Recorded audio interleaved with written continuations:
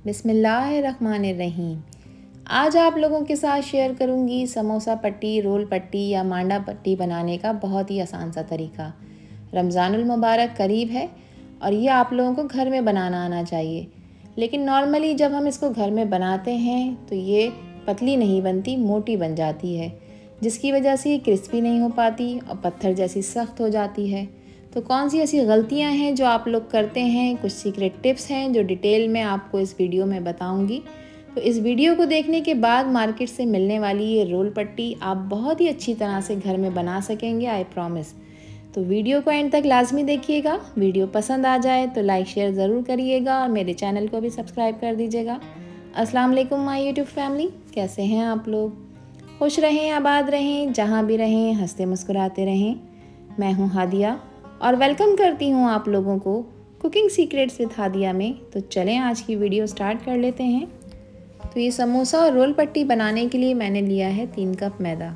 आप लोगों को जितनी ज़रूरत हो आप उतना मैदा यूज़ करिएगा। 3 कप के हिसाब से मैं 1 टीस्पून इसमें नमक का ऐड कर रही हूँ। 3 table spoon cooking oil add करूँगी। आप चाहें तो यहाँ पर घी का इस्तेमाल भी कर सकते हैं, कोई इशू नहीं है।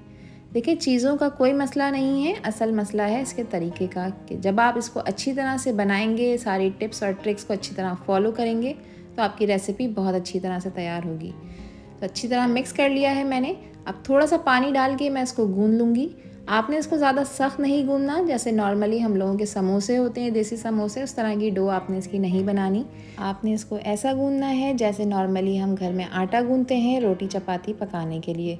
तो थोड़ा सा नरम गूंदना है, जिसके लिए यहाँ पर मैं थोड़ा थोड़ा सा इसमें पानी ऐड करती जा रही हूँ। और अब आप देखें कि जब ये इस टेक्सचर का हो जाएगा तो फिर आपने इसको 1 से 2 मिनट इस तरह से मुक्कियाँ लगा लेनी है और फिर इसके बाद आपने इसको कवर करना है। हम इसको रेस्ट देंगे आधे घंटे के लिए। आधे घंटे के बाद फिर हम इसकी पट्टियाँ बना के तैयार करेंगे। चैनल पर न्यू हैं तो मेरी रिक्वेस्ट है आप लोगों से, प्लीज़ मेरे चैनल को सब्सक्राइब कीजिए। यहाँ पर देखें आधा घंटा गुजर चुका है और जो डो हमने गूंद के रखी थी वो बिल्कुल सेट हो चुकी है। तो अब मैं मज़ीद इसको 1 मिनट तक इस तरह गूंद के सेट कर लूँगी और इसके बाद मैं इसको इस बाउल में से निकाल के अपने किचन काउंटर पर ले आऊँगी। तो किचन काउंटर पर लाने के बाद मैं इस डो को एक रोल बना लूँगी।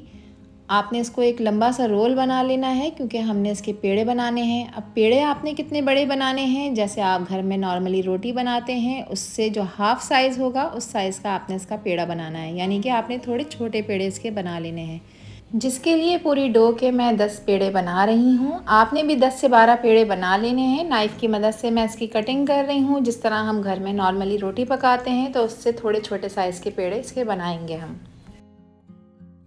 तो अब आपने इसको गोल सा पेड़ा बना लेना है, जिस तरह से हम रोटी का पेड़ा बनाते हैं। एक स्मूथ सा पेड़ा आपने बना के तैयार कर लेना है। तो इस सारी डो के आपने पेड़े बना के रख लेने हैं। अगर ये पेड़े आपके हाथ पर चिपकें तो आप हाथ पर खुश्की लगा लीजिएगा, तो उससे बआसानी आप इसके पेड़े बना के तैयार कर सकते हैं। तो 1 बाय 1 करके मैंने जितने भी पीसेस काटे थे डो के, उसके मैंने पेड़े बना लिए हैं। यहाँ पर आप लोगों को वीडियो में नज़र आ रहा है। सेम इसी मेथड को फॉलो आप लोगों ने भी करना है। फिर उसके बाद हम इसकी रोटी बेलेंगे और इसकी जो मांडा पट्टी है वो बना के तैयार करेंगे। तो यहाँ पर देखें मैंने सारे पेड़े बना लिए हैं और 3 कप मैदे से मैंने 10 पेड़े बनाकर यहाँ रख लिए हैं। तो अब इसको बेलने की तैयारी कर रही हूँ, जिसके लिए मैंने सरफेस पर थोड़ी सी खुश्की डाल दी है और अब मैंने एक पेड़ा ले लिया है। अब इसको बेलने के लिए यहाँ पर एक अदद रोलिंग पिन रिक्वायर्ड होगी, तो रोलिंग पिन की मदद से मैं इसको बेलूँगी। तो यहाँ पर आपने एक चीज़ का ध्यान रखना है कि आपने एक तो रोटियों को बिल्कुल गोल बेलना है, ठीक है, और फिर इसके बाद आपने इसको ज़्यादा पतला नहीं बेलना। तो यहाँ पर ज़्यादा मेहनत करने की ज़रूरत नहीं है, हम इसको एक नॉर्मल सा बेलेंगे और इसी तरह से मैं 5 पेड़ों को बेल लूँगी। अब रोटियां बेलने के बाद मैंने ऑयल ले लिया है और इसको मैं ब्रश कर रही हूँ ओवरऑल पूरी रोटी पर।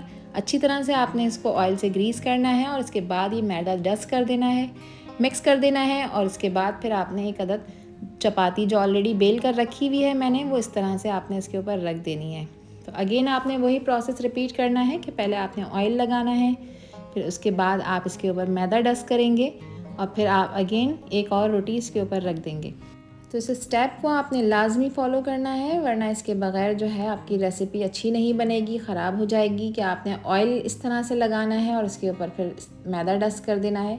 तो 4 से 5 रोटियों को मैं इस तरह से ऑयल और मैदा लगा के एक दूसरे के ऊपर रख दूँगी। 4 से 5 रोटियों को आप बासानी बेल सकते हैं, इसमें कोई प्रॉब्लम नहीं होगी। तो आप देख सकते हैं कि मैं 1 बाय 1 करके सारी रोटियों पे ऑयल और मैदा लगाती जा रही हूँ। और अब मैं इसको थोड़ा सा सेट कर लूँगी। 5 रोटियाँ मैंने एक के ऊपर एक रख दी हैं।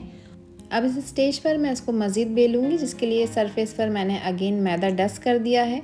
और अब आपने इसको बेलना कितना है, आपने इसको इतना बेलना है जैसे घर में हम नॉर्मली चपाती बनाते हैं, बिल्कुल उतना ही पतला रखना है, क्योंकि इसके अंदर हमने 5 रोटियां रखी हुई हैं। जब आप इसको रोटी की तरह से बेल लेंगे, जो आपने रोटी की थिकनेस रखनी है, तो अंदर की जो रोटियां हैं वो बहुत ज़्यादा पतली बन के तैयार होंगी, बहुत बारीक बनेंगी, जिससे बहुत ही अच्छे और अमेजिंग रिजल्ट्स इंशाल्लाह रोल पट्टी और मांडा पट्टी के मिलेंगे। तो अच्छी तरह से मैं इसको बेल रही हूँ। आपने भी इसको इसी तरह से बेल लेना है। घर में जितना बड़ा पैन मौजूद हो, जितना बड़ा तवा मौजूद हो, उसी के हिसाब से आपने इसको बेलना है। मेरे पास थोड़ा सा पैन बड़ा था, तो इसीलिए मैं इसको थोड़ा बड़ा बेल रही हूँ। और अब इसकी थिकनेस मैं आपको दिखा देती हूँ कि आपने कितनी रखनी है। जो घर में हम नॉर्मली रोटी पकाते हैं, तो उससे थोड़ी सी मोटी बनेगी, क्योंकि इसके अंदर 5 रोटियाँ शामिल हैं। तो जब उनको हम अलग अलग करेंगे तो वो रोटियां हमारी बहुत ही पतली बन के तैयार होंगी। तो ये थिकनेस आपने रखनी है। अब चूल्हे पर मैंने रख दिया है तवा गरम होने। यहाँ पर भी आपने एक चीज़ का ध्यान रखना है कि फ्लेम आपने हाई नहीं रखना, लो फ्लेम पे हम इसको पकाएंगे। उससे ये होगा, अगर आप हाई फ्लेम पे इसको रखेंगे, कि ऊपर वाली रोटी जल जाएगी और अंदर से रोटियाँ कच्ची रह जाएंगी। तो इस तरह से देखें, ये एक तरफ से सिक गई है। 1 से 1.5 मिनट के बाद मैं इसकी साइड चेंज कर रही हूँ और अब मैं इसको दूसरी तरफ से भी सेक लूँगी और इसको इवन भी करती जाऊंगी, ताकि इसको आंच चूल्हे की हर तरफ से मिल सके। तो यहाँ पर भी इस तरफ से सिक गई है। अब आप देखें इस तरह से बबल्स इस पे बन रहे हैं। तो अब आपने चूल्हे का फ्लेम कर देना है ऑफ, और इसी हीट में ये रोटियां जो हैं वो बनके तैयार हो जाएंगी। अब आपने बहुत ही एहतियात के साथ 1 बाय 1 करके इसको अलग करना है। आप चाहें तो इसको तवे पे से उतार के भी अलग कर सकते हैं।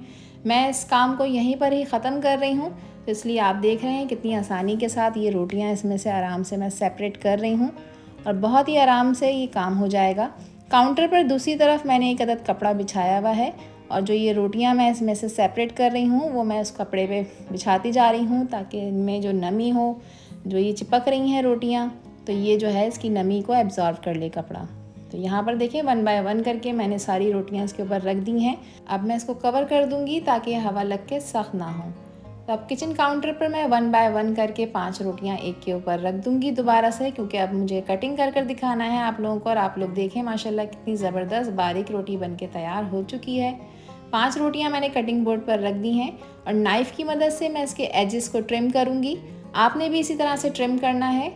तो इसके दोनों तरफ से एजेस को मैं ट्रिम करूँगी। सबसे पहले मैं आप लोगों को समोसा पट्टी बनाकर दिखा रही हूँ। अच्छा, ये जो हम इसके कॉर्नर्स निकाल रहे हैं, इसको हम वेस्ट बिल्कुल भी नहीं करेंगे। इसके जितने भी एजेस मैं ट्रिम कर रही हूँ, इसको मैं ऑयल में फ्राई करूँगी, तो एक बहुत ही ज़बरदस्त क्रिस्पी सी पापड़ी बनके तैयार हो जाएगी, जिसको हम चना चाट वगैरह में यूज़ कर सकते हैं। तो चारों तरफ से मैंने इसके एजेस को ट्रिम कर दिया है, और अब सेंटर में से मैं इसको कट लगा के हाफ़ कर दूँगी।